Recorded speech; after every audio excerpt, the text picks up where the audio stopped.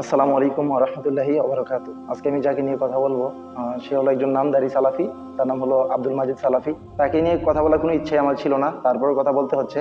কারণ গতকাল আপনারা দেখেছেন সে হানাফি মুফতি রাকিবুল ইসলামের সাথে কি ধরনের কথাবার্তা বলেছে সালাফি আলেমদের নিয়ে, বিশেষ করে শেখ মুজাফফর বিন মহসিন হাফিজাহুল্লাহ এবং ব্রাদার রাহুল আলমকে নিয়ে অনেক কটু মন্তব্য করেছেন। তো সে সবসময় যে ভাইরাল হতে চায়, বিভিন্ন বিষয়ে কথা বলে বা ভাইরাল হওয়ার যে তার একটা নেশা আছে, সেটা আমি এখন আপনাদের সামনে সেটা তুলে ধরবো।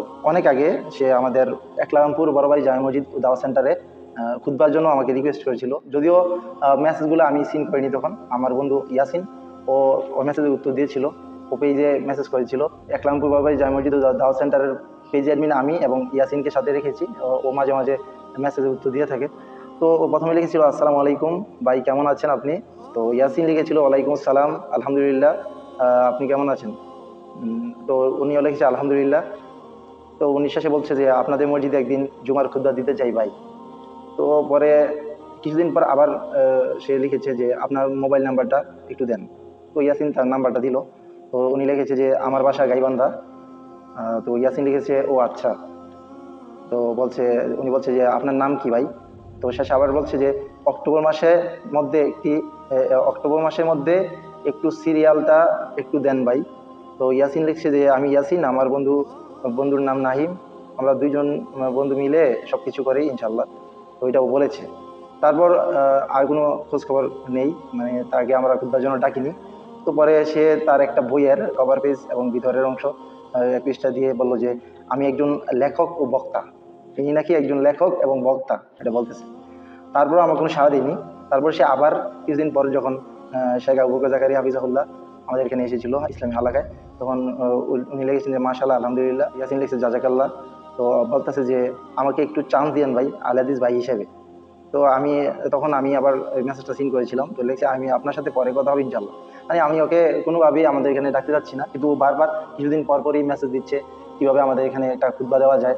কারণ আপনারা সকলে অবগত আছেন যে একলামপুর বাবাই জামে মসজিদ দাওয়া সেন্টারের পেজ থেকে যে ভিডিওগুলো আমরা তৈরি করি, এগুলা অনেক মানুষের কাছে পৌঁছে যায়। তো সেখানে খুতবা দেওয়ার কারণে সে তার পরিচিতিটা একটু বাড়বে, তার ভিডিওগুলো অনেকের কাছে যাবে, সে পরিচিত হতে পারবে। এই উদ্দেশ্যে কিন্তু সে বারবার যাচ্ছিল যে এখানে খুতবা দেওয়ার জন্য। তো এমন আরো কিছু ডকুমেন্ট আছে আমাদের দিনী বেদের কাছে, যদিও ওইগুলো আমি বলবো না। কারণ সবগুলো বললে আরো অনেক অনেক কথা হয়ে যাবে, অনেকক্ষণই বলতে পারবো। সে অনেকে বলছে আমি বক্তা, এই সেই নানান কথা বলেছে সে। তো আমি তাকে নিয়ে বেশি কথা বলতে চাই না। তারপরে আরেকটা কথা সেটা বলতেই হয়, সে বাশার বিন হায়ত আলী ভাইয়ের সাথে যে একটা আচরণ করেছিল অজমাফিলের মধ্যে, সে কিন্তু চাইলে পারতো যে বাশার বিন হায়ত আলী ভাইকে অজমাফিলের পরেও বিষয়টা নিয়ে কথা বলতে। কারণ আমরা তো অনেক সালাফি আলেমদের সাথে প্রোগ্রামে যাই।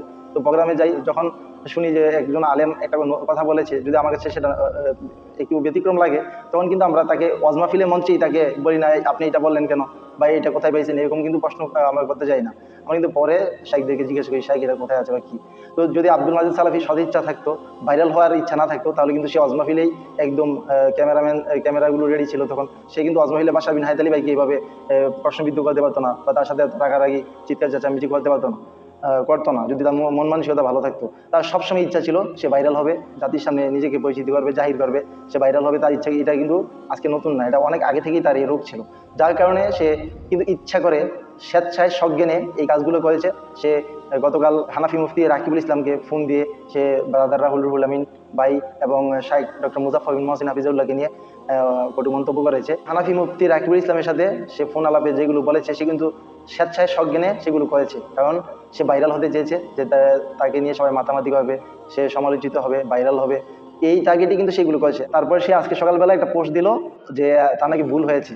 মানে স্বেচ্ছায় সজ্ঞানে সেগুলো করে, এখন সে বলছে তার ভুল হয়েছে। কারণ সে দেখতেছে যে সালাফিদের কাছ থেকে ভিক্ষা করে প্রোগ্রাম খোঁজে, যে কয়েকটা প্রোগ্রাম সে পেত, তার ওই প্রোগ্রামগুলো এখন আর পাবে না। তো তার এখানে একটা বড় ধরনের ক্ষতি হয়ে যাচ্ছে। যার ফলে সে কি করছে, সে আজকে একটা পোস্ট দিয়েছে যে তার ভুল হয়েছে, এই সে বলছে। তো তার এই কথাগুলো কি কেউ বিশ্বাস করবেন না, ওনাকে অবশ্যই অবশ্যই বয়কট করবেন, এবং ওনাকে দিয়ে সালাফিদের কোনো প্রোগ্রাম করাবেন না, এবং তাকে আজকে থেকেই বয়কট করবেন ইনশাল্লাহ। আসসালামু আলাইকুম ওয়া রাহমাতুল্লাহি ওয়া বারাকাতুহু।